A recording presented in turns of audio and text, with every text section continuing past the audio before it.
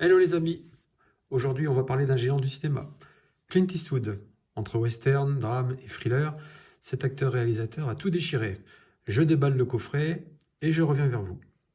Premier film, Siratoride. Un film qui mélange action et comédie. Siratoride est un western bourré d'humour. Clint Eastwood dans le rôle d'un aventurier solitaire et un peu désabusé, mais malgré tout généreux. Et Shirley MacLaine dans un registre inhabituel prête tout son piquant à son rôle de fausse nonne. Les répliques font mouche, les scènes d'action sont très musclées, le tout est couronné par la musique d'Ennio Morricone, très efficace. Le film est réalisé par Don Siegel, il dure 1h55. Tour de Clint Eastwood, donc bien sûr on retrouve dans le rôle de la nonne Shirley MacLaine entre autres. Pour la partie audio, on retrouve de l'anglais DTS HD 2.0 en monomaster, et pour les autres langues, français, italien, espagnol, allemand, du DTS Digital Surround 2.0 en mono. Les sous-titres anglais, français, italien, espagnol et allemand. Le format 2.35, donc cinémascope. Au niveau des bonus, malheureusement, il n'y a pas de bonus dans cette édition. Je vais vous faire voir la sérigraphie du Blu-ray. Voilà, c'est quand même joli. Quelques petites anecdotes. Le film était tourné au Mexique en 65 jours et beaucoup de membres de l'équipe ont été indisposés par la tourista. Il est sorti aux États-Unis le 16 juin 1970. Shirley MacLaine apparaît en premier au générique, au début du film, mais pas sur l'affiche.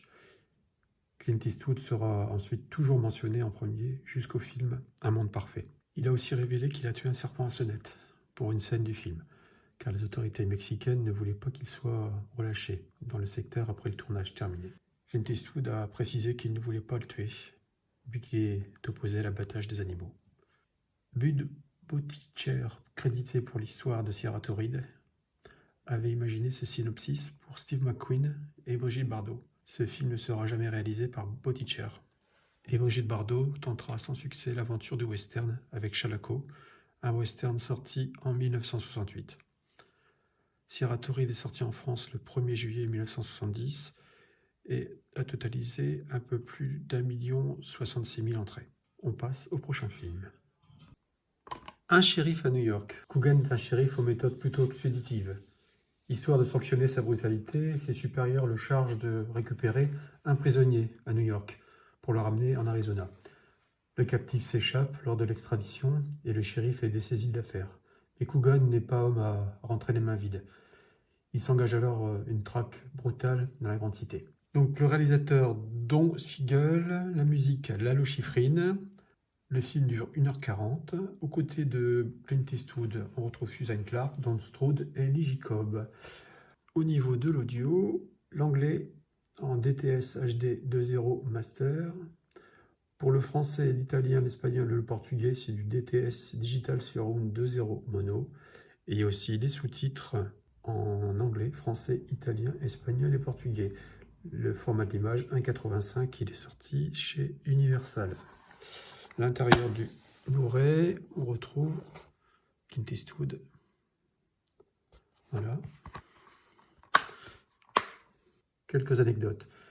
Lorsque Coogan pénètre dans le nightclub, l'écran géant montre une scène du film de science-fiction de série B Tarantula. Une des premières apparitions d'Eastwood qui ne fut pas créditée au générique.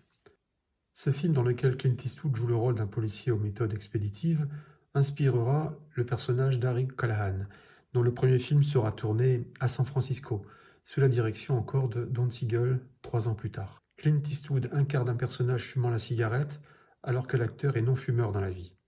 Un shérif à New York est la première des 5 collaborations Eastwood-Siegel. Suivront Siratoride, Les Proies, Inspecteur Harry et L'évadé d'Alcatraz. Le film est sorti en France le 2 octobre 1968 et il a totalisé 387 965 entrées. On passe au prochain film. Les Proies. Un court résumé. Durant la guerre de sécession, le caporal nordiste John McBurney est recueilli et soigné dans un pensionnat confédéré de jeunes filles. Il va en séduire plusieurs avant que les événements ne prennent une tournure dramatique. Donc le film est encore réalisé par Don Siegel. La durée 1h50, c'est plutôt un film dramatique cette fois-ci, hein. Clint Eastwood est entouré de Geraldine Page, Joanne Harris. Au niveau de l'audio, on retrouve de l'anglais en DTS HD 2.0 Monomaster et pour le français du DTS Digital Surround 2.0. Les sous-titres sont en anglais, français, format d'image 1.85, donc les petites bandes noires, et le film est sorti chez Universal. À l'intérieur du Blu-ray, donc on voit Clint Eastwood en gros plan. Quelques anecdotes. Le film a été tourné sur 10 semaines à partir d'avril 1970. Il est sorti le 31 mars 1971 à New York et le 18 août de la même année en France. Il bénéficia d'une ressortie en France le 9 avril 2003. Clint Eastwood et Joanne Harris ne se forcent pas trop dans la scène haute du film, car ils se rencontrèrent sur le tournage, et leur relation dura quelques années. On a pu voir l'actrice dans la série Section contre-enquête avec Robert Stack et dans 2 épisodes des rues de San Francisco. À noter aussi le remake du film réalisé par Sofia Coppola qui est sorti en 2017. Le film est sorti en France le 18 août 1971 et il a totalisé 407 837 entrées lors de sa première sortie en France. On passe au prochain film.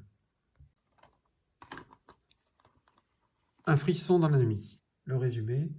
Dave Garland est un programmateur de radio à Monterey, sur la côte californienne. Une de ses auditrices, Evelyn, lui demande régulièrement de passer la chanson Misty, d'Errol Gardner, à son intention. Un jour, dans le bar de son copain Murphy, il fait la connaissance de cette mystérieuse auditrice.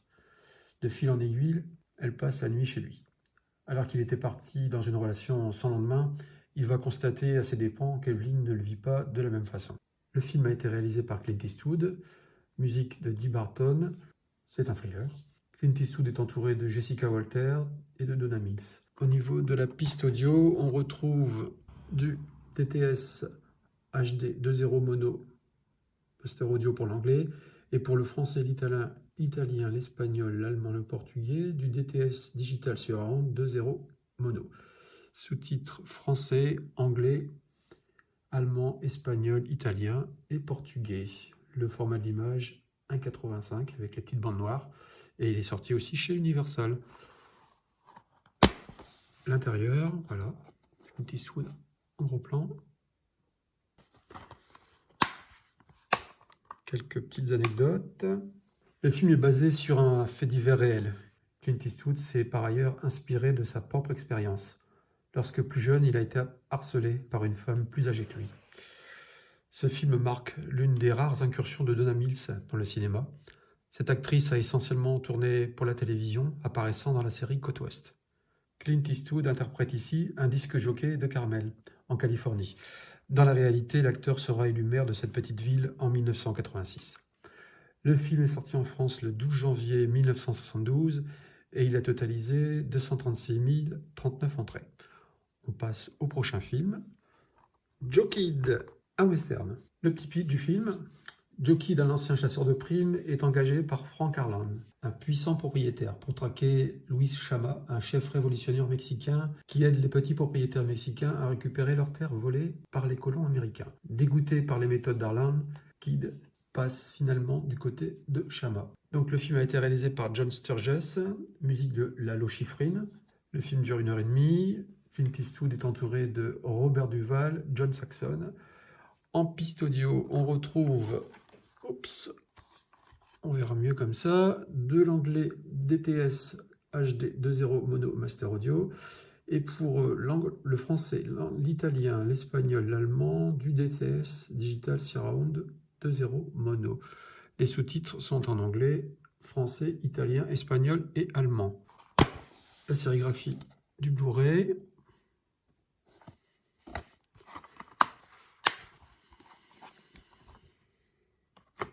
Quelques petites anecdotes. À l'origine, le film Joe Kidd devait s'appeler Sinola. Clint Eastwood a été malade pendant le tournage en raison d'une infection des bronches, et ce qui a eu pour effet de provoquer des crises d'angoisse. À la sortie du film, le New York Post critiqua sévèrement le film, mais félicita la performance des acteurs, comme des Diamonds Set in Dunk. Pardonnez-moi mon anglais. En français, des diamants dans de la bouse. Date de sortie du film en France, il est sorti le 11 août 1972 et il a totalisé 891 853 entrées. On passe au prochain film. La Sanction, que je n'ai pas vu, que je vais voir rapidement. Alors, je fais un petit résumé du film. Jonathan Hemlock, donc Clint Eastwood, collectionneur d'art et ex-assassin, est soudain forcé de sortir de sa retraite pour retrouver un agent double qui a tué un de ses proches amis. Son enquête le conduit dans un voyage stupéfiant au cœur des Alpes suisses, avec une équipe d'alpinistes. Sans le savoir, l'un d'eux est l'homme qu'il recherche. Le film est encore réalisé par Clint Eastwood, musique de John Williams. Le film dure 2 heures, un petit peu plus. Genre thriller, Clint Eastwood est entouré de George Kennedy, entre autres, et de Vonetta McGee. Au niveau de l'audio, on retrouve de l'anglais DTS HD 2.0 Master Audio. Pour les autres pistes sonores, français, italien, espagnol, allemand, du DTS Digital Surround 2.0 mono. Sous-titres anglais, français, italien, espagnol et allemand et portugais. Le format du film 2.35 cinémascope est sorti toujours chez Universal. Voilà. Les sérigraphies intérieures, c'est joli d'ailleurs.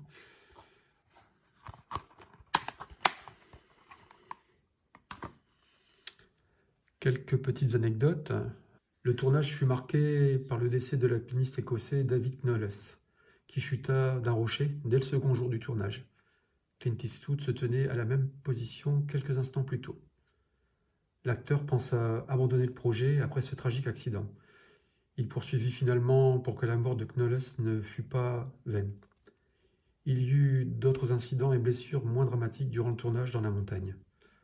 Malgré le danger, Clint Eastwood a insisté pour effectuer toutes ces escalades et cascades, y compris la scène où Hemlock est suspendu par un câble à 300 mètres de hauteur.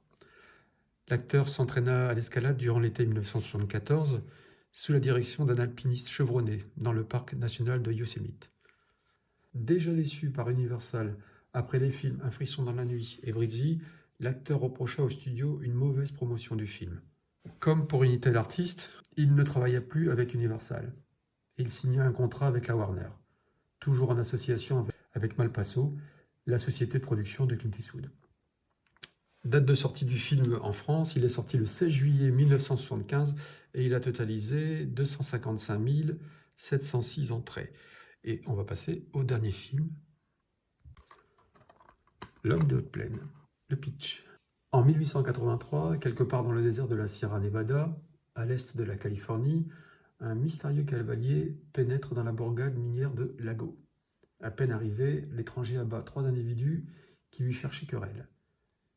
Effrayé par ces tasses de la gâchette, le shérif Shaw propose alors de l'engager afin de protéger la petite ville de criminels notoires qui seront bientôt libérés de prison, Stacey Bridge et les frères Carlin. Il accepte, mais à ses conditions. Donc film réalisé encore par Clint Eastwood, musique de Dee Barton, le film dure 1h45, Clint Eastwood est entouré de Verna Bloom, Mariana Hill.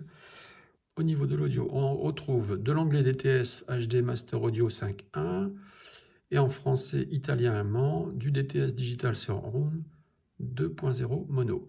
Les sous-titres anglais, français, italien et allemand.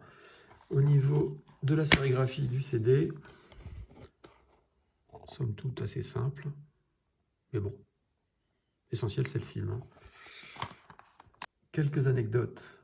L'homme de haute plaine fut tourné en Californie. Les studios Universal voulaient que le film soit tourné en studio, mais Clint Eastwood a préféré faire construire une petite ville complète dans le désert, à proximité du lac Mono. Beaucoup des bâtiments étaient complets, et les scènes d'intérieur y furent tournées, comme celle chez le barbier. Une équipe d'une 50aine de personnes construisit la ville de Lago en 18 jours.